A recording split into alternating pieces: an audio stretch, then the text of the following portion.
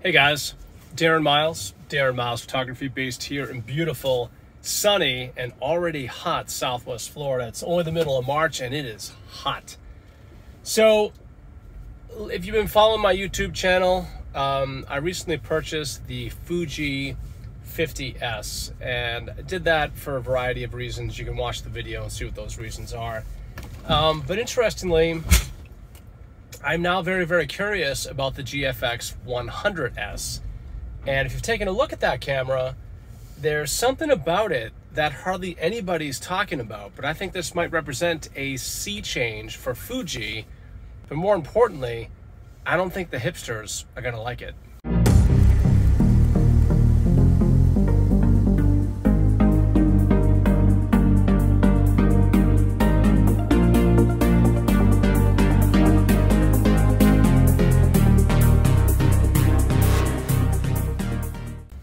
If you've ever used a Fuji camera, then you know Fuji kind of does their own thing, especially with regard to the user interface.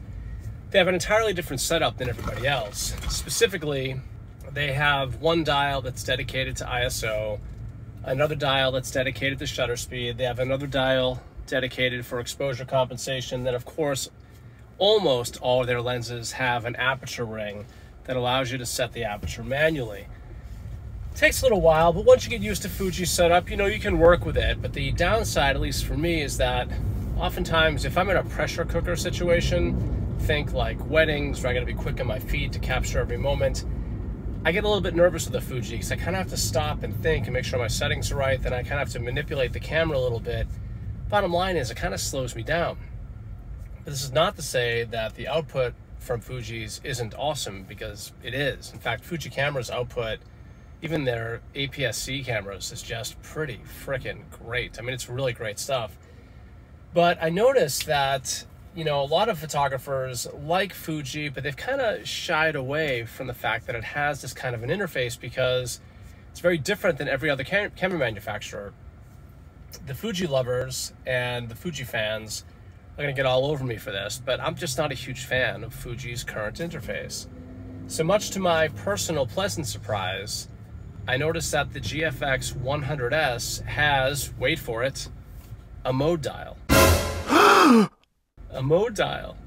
Yeah, I can hear Fuji fans crying from the rooftops now about how their beloved cameras are no longer different. Some people latch on to different brands and things because they're different.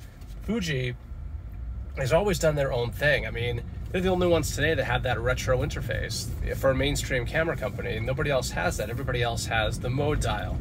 And all the cynics out there who are Fuji lovers call that the idiot dial. But I think it's actually part of a bigger strategy for Fuji. I think that they finally recognize that, you know, our interface is cool and it's hip and it's fun, but it's not what every other manufacturer is doing. And at the end of the day, Fuji is a publicly traded company and they do want to sell cameras. That's what they do. They want to sell cameras. And I think they will attract a much wider audience now that they've decided to go plunge, what's the word I'm looking for?